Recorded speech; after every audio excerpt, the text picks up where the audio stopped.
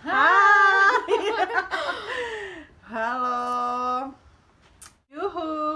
Hai. Kembali lagi dengan saya Zuzan. Dan saya Stella. Nah, Stella, kemarin di video video sebelumnya kita sempat bahas tentang apa?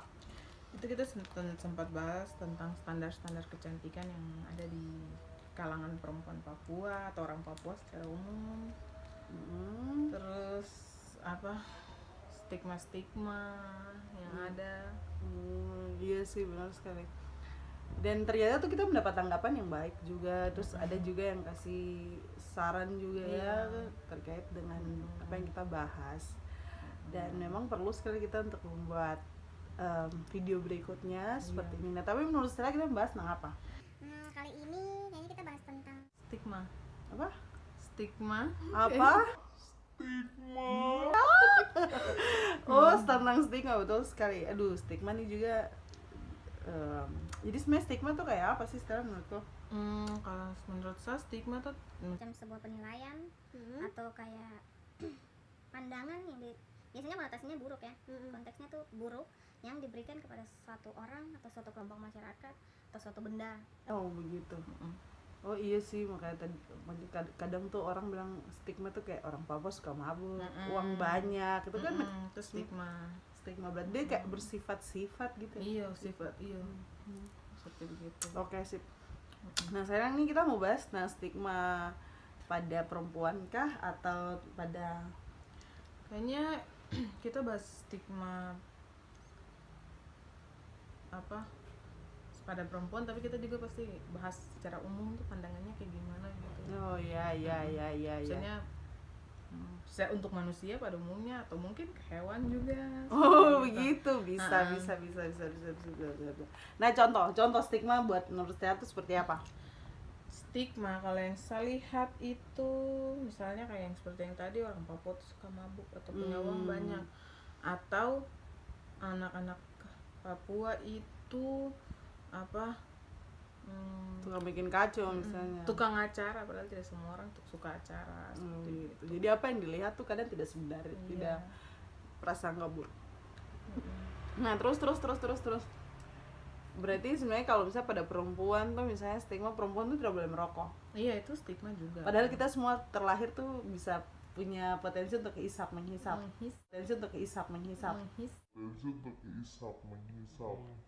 Hisap rokok bisa, mau laki-laki, perempuan, siapapun tuh bisa hisap rokok. Terus stigma biasanya perempuan tidak boleh keluar malam. Oh, pulang malam juga. Pulang malam. Karena katanya ada orang jahat. Padahal tuh sebenarnya jahatnya dalam pikiran sendiri. Iya. Atau malah harus orang jahatnya yang dikurung kan, bukan perempuan. Bukan perempuannya gitu. Atau malah laki-laki tidak boleh menangis. Padahal menangis adalah hal yang normal. Hal yang normal, benar. Semua orang punya perasaan dong. Gitu. Terus perempuan tidak boleh duduk tak buka. Iya, betul. Itu juga stigma. Padahal duduk saja seperti itu. Siapa tahu memang dia paha tidak bisa bersatu, main tak buka terus, itu tidak bisa paksa lah. Atau terus kayak stigma misalnya pekerja seksual berarti dia tuh punya penyakit HIV, padahal kan dorang tuh pasti punya standar sendiri untuk kesehatannya mereka sendiri. Iya, benar gitu. Nah, belum pekerja seks kayaknya kalau kita bicara lah jauh lagi tentang itu ya, persoalan seks tuh kebutuhan orang gitu ya. Itu kebutuhan biologis. Iya. Terus apa lagi ya sekarang? Terus kayak stigma perempuan perlu sekolah tinggi-tinggi. Nanti lawan-lawan di dapur saja itu. Karena ujung-ujungnya aku akan melayaniku ke suami dan anak-anak di rumah seperti itu. Bersuami terus bisa melayani istri dan anak-anak. Suami itu kerja saja, kerja. Tapi itu mengerikan sekali ya, stigma terlalu banyak kayak gitu. Iya, harusnya di Papua tuh memang stigma tuh kuat sekali ya. Bukan hanya di Papua, secara umum lah ya. Secara umum, betul. Terus juga palingan tuh yang paling mengerikan tuh misalnya kayak kaum kayak perempuan, kaum trans, itu banyak sekali stigma tentang itu. Bahkan misalnya kalau kita bicara tentang perempuan Papua atau perempuan siapa saya katanya itu perempuan tidak bisa masak, Iya. perempuan tuh jangan cuma tahu make up, perempuan jangan tahu gini-gini. Itu terlalu banyak peraturan sekarang untuk perempuan, sedangkan mungkin untuk laki-laki kayaknya sedikit saja. Iya, padahal namanya memasak kan cuma butuh kehadiran tangan ya, sama otak untuk berpikir. Tidak menggunakan kita alat-alat vital untuk vital masak. untuk masak. Aduh, itu sangat mengerikan sekali. Terus saya rasa juga memang stigma tuh nanti biasanya tuh dia lari-lari ke macam bully-bully begitu ya. Iya, Tuhan sumpah itu tuh memang parah sekali bullying tuh. Pasti dilari ke bully gitu, kayak kalau sudah kayak yang seperti di video selanjutnya yang saya bilang orang badan besar.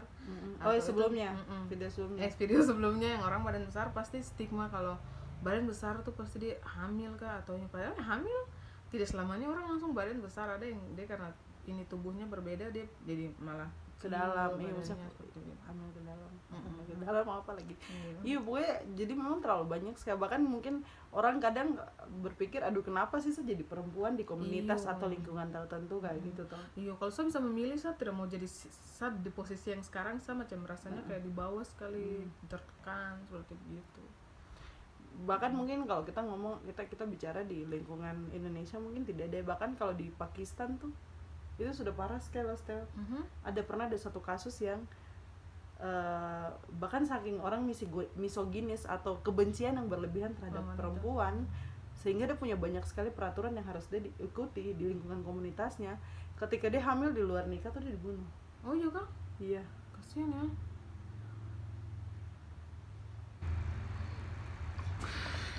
Dan pasti banyak sekali sih di lingkungan kita juga kayak gitu. Kayak kalau kita tidak mengikuti standar yang ada di komunitas, kemudian pasti kita tersingkirkan kan, atau kita tidak diterima atau malah dibully kayak gitu. Padahal yang video sebelumnya kalau teman-teman sudah nonton tuh kita kan membahas tentang siapa sih aktor utama yang membuat sampai kita harus mengikuti standar-standar atau yang dibuat kayak gitu. Karena itu semua dibuat bukan dari Tuhan kasih keluar dari itu kayak terstruktur gitu ya, sengaja dibuat gitu. Padahal sebenarnya kita bebas nih memilih mau jadi apapun yang kau mau, seperti itu. Benar sekali. Terus yang kalau ini kayak misalnya yang stigma tuh kayak bukan hanya manusia ya, tumbuhan, makhluk hidup yang lain seperti ikan kah atau iya betul juga. Kalau misalnya manusia aja sudah kayak gitu nih, apalagi kalau misalnya ikan dia kalau bisa berpikir kayak manusia pasti dia tidak mau dong lahir jadi lele. Iya, banyak stigmanya tuh kan hidup di tempat yang kumuh kayak di toilet gitu, padahal tidak semua lele hidup di situ kan. Iya, cuman stigma yang diberikan lele tuh kotor, hidup makan kotoran. Terus dijual harga murah lagi sekali. Jadi pasti kalau lele sendiri bisa memilih kan, pasti dia mau jadi ikan mutiara atau ikan yang hidup di tempat luas sana, lepas dan tidak perlu diburu dan dibunuh setiap hari. Lele kan tiap hari pasti ada yang dibunuh karena untuk makan murah gitu. Terus kalau misalnya kalau tumbuhan-tumbuhan tuh pasti terkadang menjadi alang-alang. Iyalah, di pinggir-pinggir jalan. Pinggir-pinggir jalan kena karbon dioksida, terus kadang juga kalau tak gesek sedikit langsung terbakar. Iyo, pasti lele bilang, sebenarnya satu kalau saya bisa memilih. Alang-alang tuh, nggak mau. Itu juga kemudian kalau kita ininya dengan manusia kayak stigma tentang trans itu kan. Iya benar. Macam kalau dong bisa memilih kan, dong pasti saya tidak memilih untuk dilahirkan seperti ini. Iya benar sekali, itu poin paling penting menurut saya sih. Kadang juga saya kalau saya tahu nih di dunia ini ternyata ada privilege khusus buat laki-laki, ya saya mending pilih saya dilahirkan jadi laki-laki. Iya toh, ngapain jadi perempuan dituding ini dituduh itu. Ini salah, itu salah. Betul. Iya betul, karena sebagai perempuan nih kita bisa melakukan banyak hal, tapi kemudian stigma itu membatasi kita gitu untuk melakukan hal-hal yang sebenarnya kita bisa bikin, cuman kayak contohnya keluar malam sebenarnya kan normal aja, gue keluar tinggal keluar, cuman karena ada stigma di masyarakat itu kemudian jadi batasan-batasan pembatas buat kita. Iya benar. Sekali lagi bahwa itu sebenarnya tuh kalau kita perhatikan lebih jauh tuh ada kepentingan untuk saling menguasai, ini itu dan salah satunya tuh perempuan dijadikan objek juga untuk dikuasai kayak gitu. Iya betul. Kalau lihat kembali lagi lebih jauh kan memang sudah dari zaman dulu kan kayak gitu, yang pas Nazi itu kan Hitler, mereka punya itu perempuan tuh kan hanya dilihat sebagai alat produksi. Benar. Jadi kalau perempuan itu dia tidak bisa menghasilkan anak ya dia tidak ada guna dong menurut dia kayak gitu. Menurut orang sistem pemerintahan waktu itu. Iya sih, kalau kita lihat lebih jauh lagi, bahkan kan ini kita sudah mendekat sama Hari HAM toh. Nah kita juga harus tahu kenapa sampai HAM itu ada, atau hak asasi manusia itu sendiri ada. Memang tidak terlepas dari perbudakan, tidak terlepas dari sistem-sistem yang menghisap tenaga maupun eksploitasi manusia maupun eksploitasi sumber daya alam. Buktinya Perang Dunia Pertama, Perang Dunia Kedua itu memang benar-benar menghancurkan dunia sekali dan menguasai, memperbudak manusia lainnya. Iya betul-betul, sejarah perkembangan manusia kan kita kalau lihat lagi kembali tuh kan memang manusia tuh kayak hanya dijadikan alat saja gitu, dilihat sebagai objek saja, bukan sebagai subjek atau orang yang dia tuh manusia. Jadi manusia tidak semua manusia dilihat seperti manusia. Sebagian atau misalnya kaum yang tertindas atau yang tidak punya modal itu dong hanya dilihat sebagai objek kayak gitu. Nah salah satu contohnya tuh seperti ini, Stel. Kok kalau pernah dengar Perang Dunia, kita di Papua tuh sudah kah belum tuh sebelum Perang Dunia? Misalnya Perang Dunia 1 kan dari sekitar tahun 1911-an, terus Perang Dunia Kedua tuh 1940-an. Itu Papua sudah ada kah belum? Kalau Perang Dunia Kedua ya sudah ada lah Papua. Papua sudah ada tuh. Perang Dunia Pertama juga sudah ada tuh. Sudah kita ada. sudah hidup suku-suku tuh. Iya, sudah suku-suku. Tapi apakah kita disebutkan di sejarah? Tidak lah. Tapi kenapa ya sampai kita bisa tidak? Iya, memang itu karena ada kekuasaan hegemoni yang ditawarkan diberikan supaya ya kekuatannya tuh ada pada itu Amerika, ada pada Eropa kayak gitu. Apalagi kita yang daerah-daerah wilayah jajahan tuh palingan tuh tidak dianggap, hanya jadi budak-budak untuk jadi tentara. Iya, ini bilang soldier tuh. Terus jadi pekerja-pekerja untuk memperlancar perang itu sendiri. Padahal perang tuh terjadi di Papua atau di Pasifik belakang. Pasifik belakang. Pasifik belakang. Aduh, rusak. Iya, pokoknya jadi tapi memang saya lihat nih Eropa ini kan bahaya juga sih, maksudnya kalau kita lihat dia punya itu, kemarin ada teman satu dicerita saya tentang bagaimana Eropa dia menguasai dari dia punya itu sana sampai di barat, sampai di kita timur tuh. Memang Eropa dia mengatur itu semua dan memang ada kepentingan. Pertama kan mungkin kepentingan perdagangan, tapi makin kesini kan kepentingan mereka semakin lancar. Benar sekali, luar biasa. Dan menurut saya juga kayak misalnya nih, kita tuh sudah terhegemoni dan bahkan sudah dirasuk ke dalam alam bawah sadar kita. Misalnya Timur Tengah tuh kan dari arah Eropa, bukan dari arah Indonesia atau dari arah Papua. Kalau misalnya kita dari Papua, kita lihat Timur Tengah tuh kan barat. Iya, barat betul. Nah, kita selalu bilang Timur Tengah. Nah, secara langsung tuh kita sudah di-set untuk kita harus mengikuti pola dari sana.